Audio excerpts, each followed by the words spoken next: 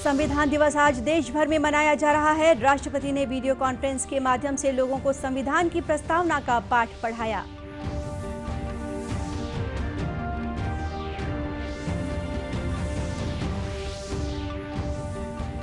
प्रधानमंत्री ने अखिल भारतीय पीठासीन अधिकारी सम्मेलन को संबोधित किया। कहा, भारत नई नीतियों के साथ आतंकवाद से निपट रहा है।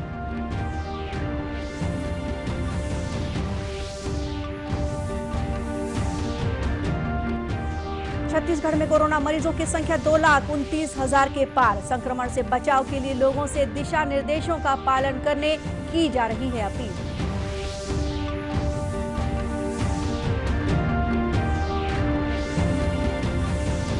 और प्रदेश में आगामी 24 घंटों के दौरान कुछ स्थानों पर हल्की वर्षा और गरज चमक के साथ बौछारें पड़ने की संभावना।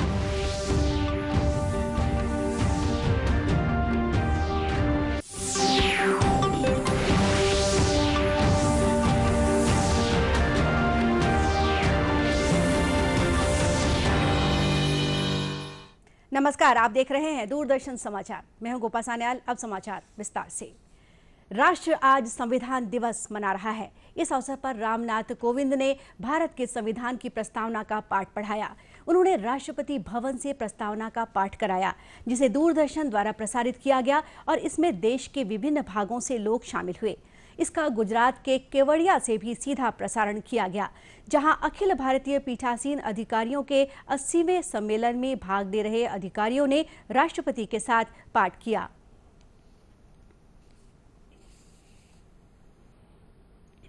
हम भारत के लोग भारत को एक संपूर्ण प्रभुत्व संपन्न समाजवादी पंथ निरपेक्ष लोकतंत्रात्मक गणराज्य बनाने के लिए तथा उसके समस्त नागरिकों को सामाजिक, आर्थिक और राजनैतिक न्याय, विचार अभिव्यक्ति विश्वास, धर्म और उपासना की स्वतंत्रता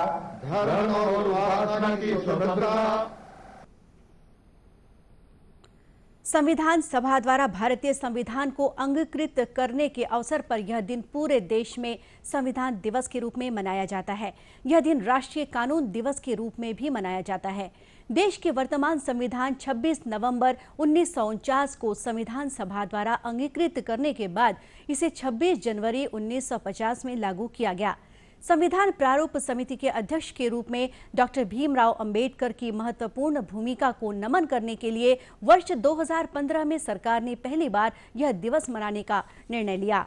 इधर छत्तीसगढ़ में भी संविधान दिवस पर अनेक कार्यक्रम आयोजित किए जा रहे हैं। इस अवसर पर राज्यपाल अनुसुईया उइके ने राजभवन में संविधान की प्रस्तावना का पाठ किया। इधर राजधानी रायपुर में कलेक्ट्रेट के पास स्थित डॉक्टर अंबेडकर की प्रतिमा के सामने संविधान दिवस पर कार्यक्रम का आयोजन किया गया। कार्यक्रम के बाद भारतीय बौद्ध महासभा की उपाध्यक्ष डॉक्टर प्रज्ञा तारम ने कहा कि जन जागरूकता से ही संविधान को बचाया जा सकता है। संविधान को बचाने के लिए हम भरपूर प्रयास कर रहे हैं, जन जागृति ला रहे हैं और हर संविधान को प्रेमियों को समझा रहे हैं कि संविधान को बचाने के लिए अपना वोट अच्छे व्यक्ति को दे, समाज को दे। महासभा के प्रदेश महासचिव भोजराज गौरखड़े ने कहा कि भारतीय संविधान में समानता का अधिकार भी है, जो सबके लिए लागू है। यहाँ पर मनाने जा रहे हैं भारतीय बौद्ध महासभा छत्तीसगढ़ और रायपुर जिला के तत्वाधान में, और हमारा जो संविधान है ये सबके लिए लागू है। समानता का अधिकार है संविधान में और सभी के लिए समानता के धारा है जो सबके लिए लागू हो, ऐसा संविधान में समावेश है। संविधान दिवस के माध्यम से हम सबको ये निवेदन करना चाहते हैं कि संविधान के साथ किसी भी प्रकार से छेड़खानी ना हो और संविधान के हिसाब से हम लोग चले। वहीं दुर्ग जिले में भी अर्धसैनिक बलों ने संविधान दिवस मनाया। भिलाई में आयोजित कार्यक्रम में सीमा सुरक्षा बल के अधिकारियों और जवानों ने संविधान के प्रति अपनी आस्था व्यक्त की। सीमा सुरक्षा बल के कार्यवाहक महानिरीक्षक एएस मलिक ने जवानों को संविधान के प्रति निष्ठा बनाए रखने की शपथ दिलाई। 50 को भारत का संविधान लागू होने से पहले 26 नवंबर 1949 को इसे अपनाया गया था। संविधान दिवस के अवसर पर भिलाई के पावर हाउस चौक पर स्थित डॉक्टर भीमराव अंबेडकर की प्रतिमा पर श्रद्धा सुमन अर्पित किए गए। साथ ही लोगों ने संविधान पर आस्था प्रकट करते हुए सामूहिक पाठ किया। प्रधानमंत्री नरेंद्र मोदी ने कहा है कि भारत अब आतंकवाद से निपटने के लिए नई नीतियां अपना रहा है। गुजरात के केवड़िया में वीडियो कॉन्फ्रेंसिंग के माध्यम से आज 80वें अखिल भारतीय पीठासीन अधिकारी सम्मेलन के समापन सत्र को संबोधित करते हुए उन्होंने कहा कि भारत 26/11 के आतंकी हमले के घावों को नहीं भूल सकता। उन्होंने कहा कि पाकिस्तान के आतंकवादियों ने इस दिन 2008 में मुंबई पर हमला किया था, जिसमें विदेशी नागरिकों और पुलिस कर्मियों सहित कई लोगों की जानें गई थी। प्रधानमंत्री ने उन सभी लोगों को श्रद्धांजलि दी। साथियों, आज की तारीख देश पर सबसे बड़े आतंकी हमले के साथ भी जुड़ी हुई है।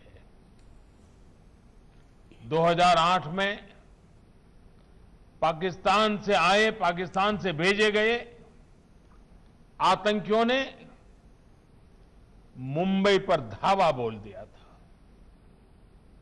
इस हमले में अनेक लोगों की मृत्यु हुई थी।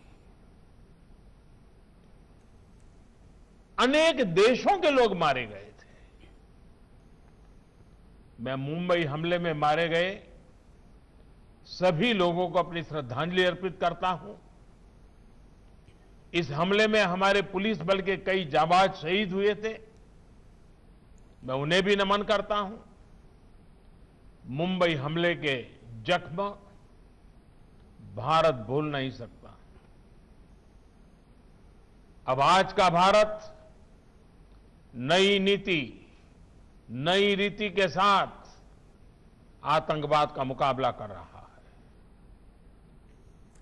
प्रधानमंत्री ने कहा कि भारतीय संविधान की कई विशेषताएं हैं, लेकिन इन सब में एक खास विशेषता कर्तव्यों के महत्व की है।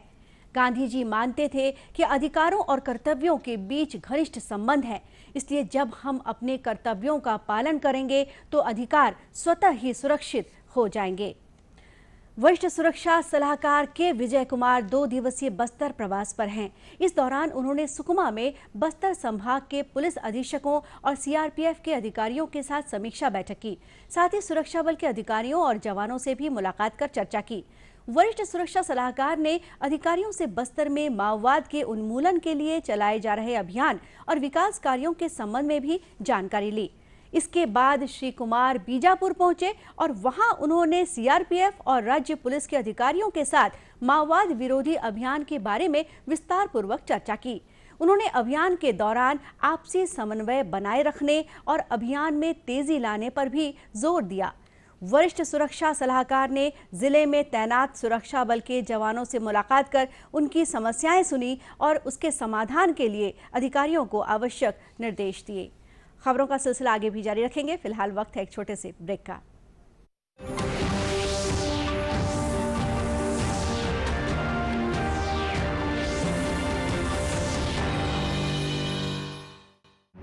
वैश्विक महामारी कोविड-19 जिसका कहर संपूर्ण मानव जाति को अपनी आगोश में ले चुका है।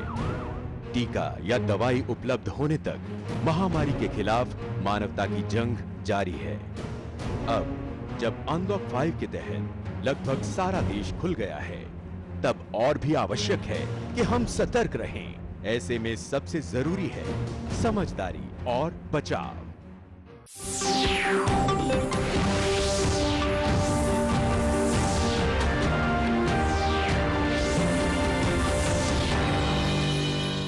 ब्रेक के बाद एक बार फिर स्वागत है आपका दूरदर्शन समाचार में।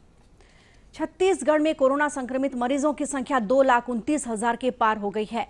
वर्तमान में लगभग 22,000 कोरोना मरीजों का इलाज विभिन्न अस्पतालों में चल रहा है। इस बीच प्रदेश में अब तक कोरोना से 2,783 लोगों की मौत हो चुकी है। प्रदेश में कोरोना की रोकथाम के लिए अनेक कदम उठाए जा रहे हैं। स्वास्थ्य विभाग बार बार अपील कर रहा है कि लोग जांच कराने और अस्पताल पहुंचने में देरी न करें, जिससे राज्य में मृत्यु दर कम की जा सके। प्रदेश में कोरोना संक्रमण को रोकने के लिए रोज 23,000 टेस्टिंग की जा रही है। वहीं अस्पतालों में ऑक्सीजन की सुविधा वाले बेड और आईसीयू बेड की संख्या में भी वृद्धि की गई है। जांजगीर चांपा लोकसभा क्षेत्र के सांसद गुहाराम अजगले ने कहा है कि मास्क लगाना ही कोरोना से बचाव का सबसे बड़ा उपाय है, इसलिए सार्वजनिक स्थानों पर लोगों को हमेशा मास्क लगाना चाहिए। उन्होंने कहा कि जांजगीर चांपा जिले में कोरोना संक्रमण से बचाव को लेकर लोगों में जागरूकता भी देखी जा रही है। कोरोना के विषय में जन जागरूकता हमारे जिले में दिखाई पड़ती है। आज समाज सेवी संगठन और कोई भी आम व्यक्ति दूसरों जो अपने सामने में देखते हैं, यदि वो मास्क नहीं लगाए हैं तो निश्चित रूप से उसको टोकते हैं। और जांजगीर जिले में कोरोना के संबंध में जो समाज उसका संक्रमण न फैले, इस दिशा में सार्थक कार्य और पहल कर रही है। वहीं राजनांदगांव जिले में भी कोरोना संक्रमण से बचाव के लिए बिना मास्क लगाए घूमने वालों को जागरूक करने के लिए प्रशासन ने अनोखा अभियान शुरू किया है। बिना मास्क लगाए घूमने वालों को रोककर मोबाइल वैन के जरिए मौके पर ही कोरोना जांच की जा रही है। मुख्य जिला चिकित्सा और स्वास्थ्य अधिकारी डॉक्टर मिथिलेश चौधरी ने बताया कि जिले में शासन प्रशासन द्वारा जारी गाइडलाइन का पालन करने के लिए लोगों से अपील भी की जा रही है। शासन द्वारा एक स्वास्थ्य सुरक्षा अभियान भी बुधवार गुरुवार को चलाया जा रहा है, जिसमें मिताएं घर घर जाकर सर्दी खांसी बुखार, स्मेल नहीं आना, स्वाद नहीं आना के पहचान कर रही है और उनका 24 घंटे के अंदर स्वास्थ्य विभाग द्वारा सैंपल भी लिया जा रहा है और जो पॉजिटिव आ रहे हैं उनको home isolation, Covid care centre या कोविड-19 हॉस्पिटल में रखकर उपचार भी किया जा रहा है और ये लगातार हमारा काम 31 दिसंबर तक चलता रहेगा। दूसरी ओर भारत ने कोरोना संक्रमण के फैलाव को काबू में रखने की दिशा में महत्वपूर्ण उपलब्धि हासिल की है। देश में लगातार 19वें दिन 50,000 से कम नए मामले दर्ज किए गए हैं। अब तक 86,69,000 से अधिक लोग स्वस्थ हो चुके हैं और स्वस्थ होने की राष्ट्रीय दर 93.66% हो गई है। छत्तीसगढ़ राज्य महिला आयोग की अध्यक्ष डॉक्टर किरणमयी नायक ने कोरिया कलेक्ट्रेट में महिलाओं से संबंधित मामलों की सुनवाई की।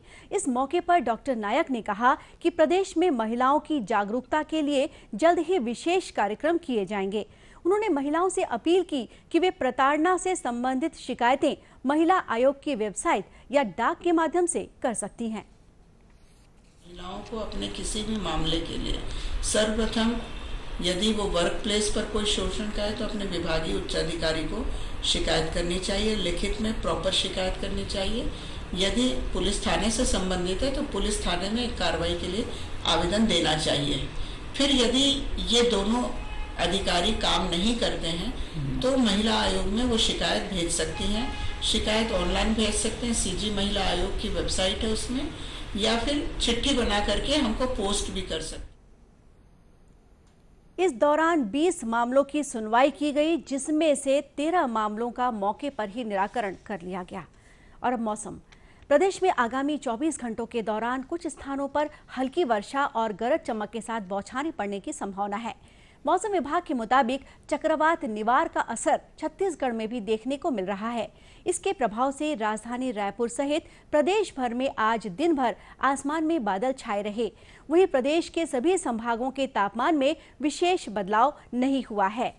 राजधानी रायपुर में आमतौर पर बादल छाए रहने और हल्की वर्षा होने का अनुमान है। वहीं अधिकतम तापमान 30 डिग्री सेल्सियस और न्यूनतम तापमान 16 डिग्री सेल्सियस के आसपास बना रहेगा। दर्शकों, कोरोना से बचाव के लिए मास्क और सैनिटाइजर के साथ ही सोशल डिस्टेंसिंग का भी पालन करें। कोरोना को हराना है, मास्क जरूर लगाना है। और इसी के साथ ये समाचार बुलेटिन यही समाप्त हुआ। नमस्कार।